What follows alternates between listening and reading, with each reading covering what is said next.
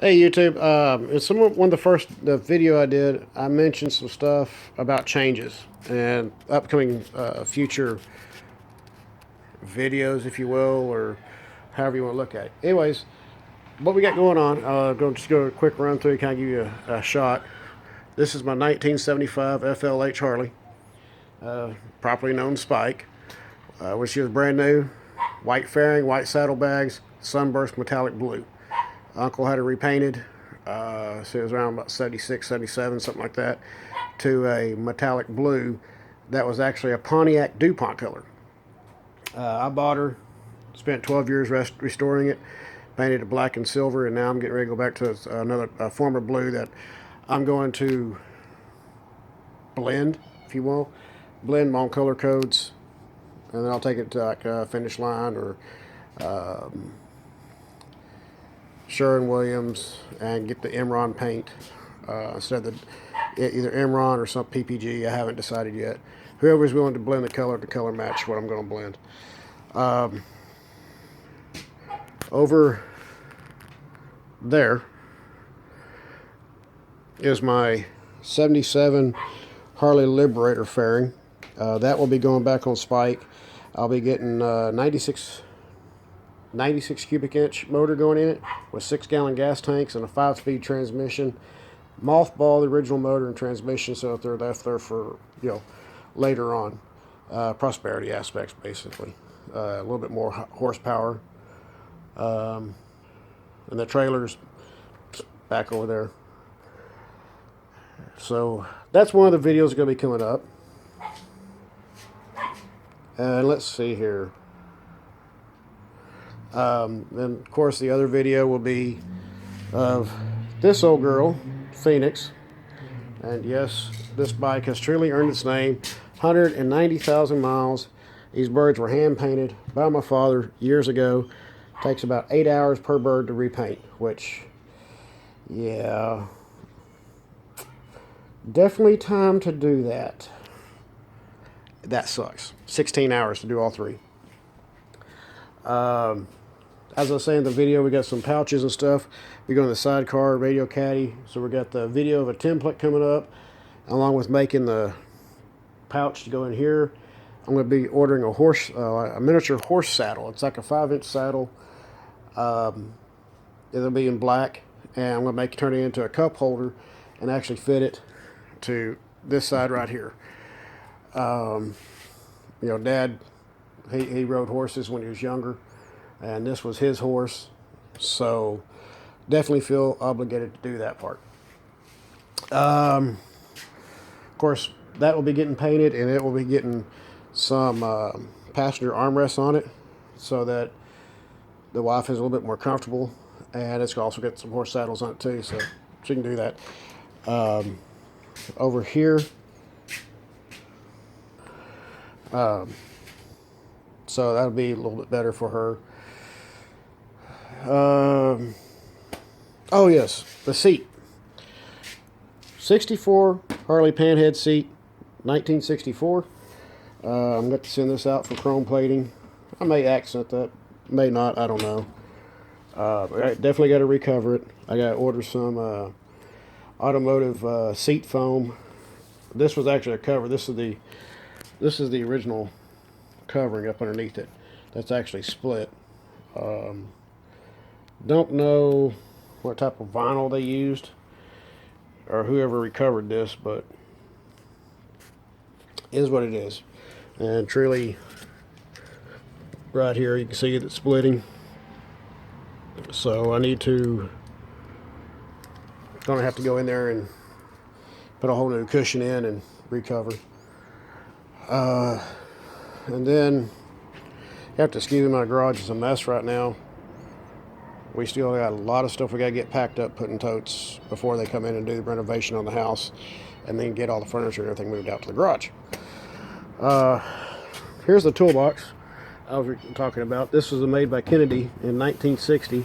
As you can see, this old paint has held up really, really well. It's, needs some freshening up, so sand it down, primer, put a 2K primer down, maybe a red Rust-Oleum, a little darken it up maybe a little bit, and put a 2K clear over it. Little stuff like that.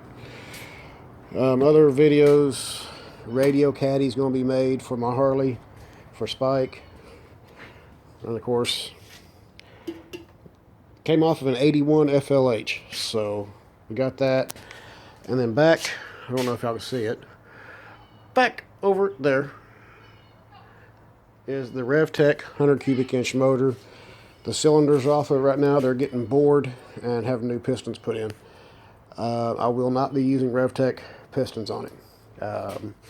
Probably be going back with Andrews cams and or Andrews cam and push rods.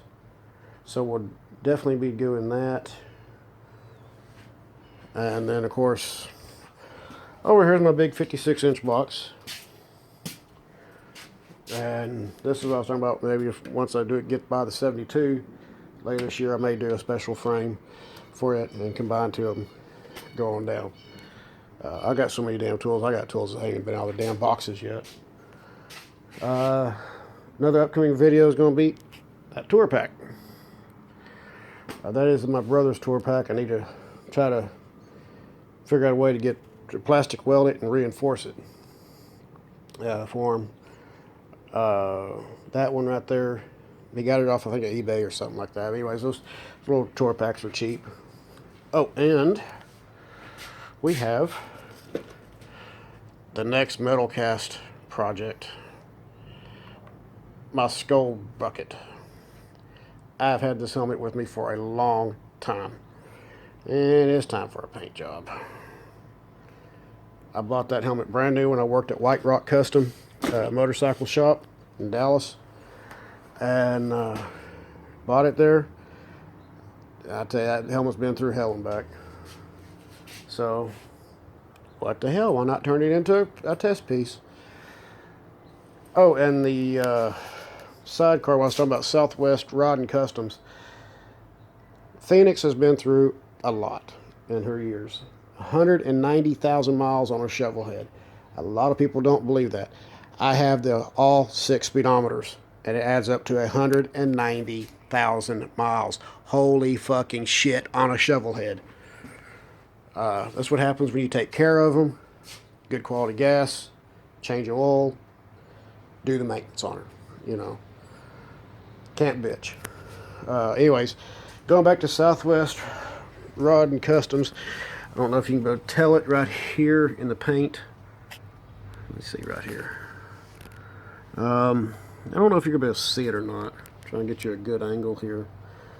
You might be able to see the scratches underneath the paint. Okay, and then of course right here there's a divot from where he welded or tack welded this piece down here. Now, the fucked up part is when T's Custom Paint, the son, did all this work. He did not do what was requested. The request was to split the fender,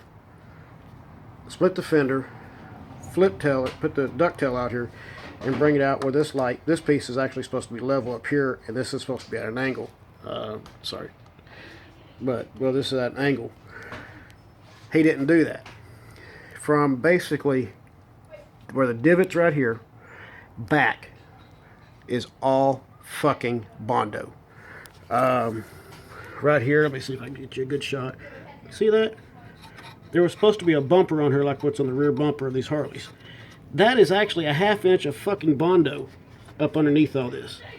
And the original fender is right there. So yeah, you know, Dad was never happy with that, and I'm still not happy with it because it chips away. And the paint, I don't know, we don't know what type of paint he even used.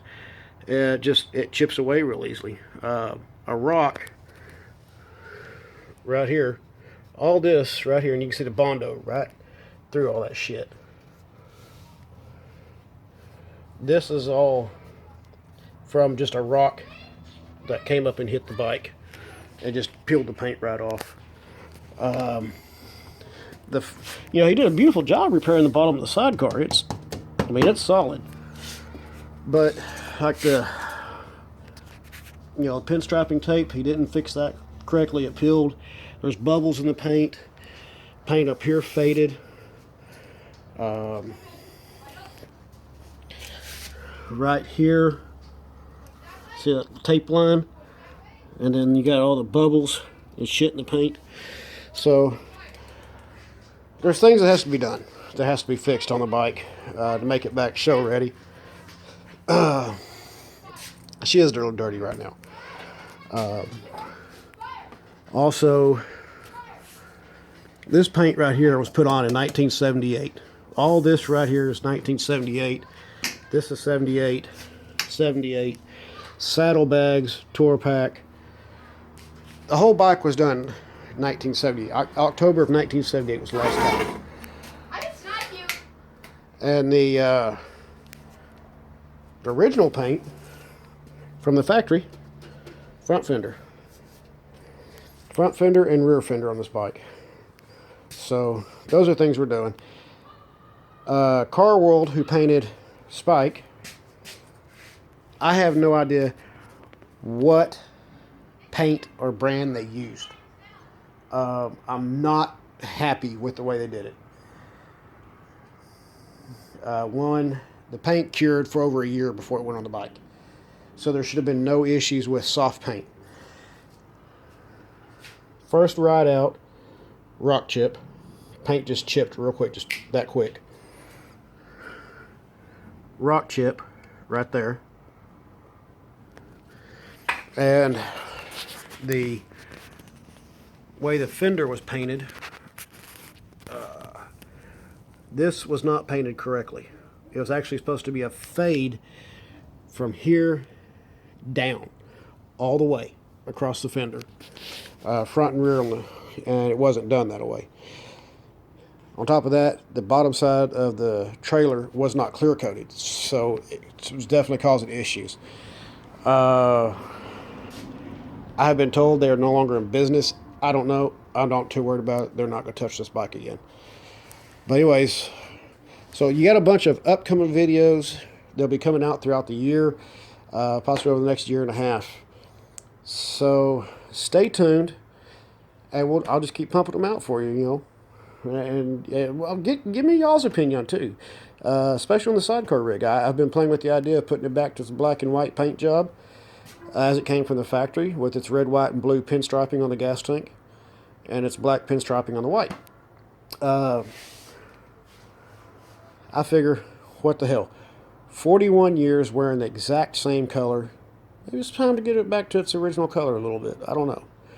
So y'all give me some ideas and some comments out there, and what y'all thought about the duplicolor metal cast, and go from there. But just some updates and stuff going on, and future videos for y'all be looking forward to. As always, keep the shiny side up, the rubber down. I will see y'all on the road. Have a good day.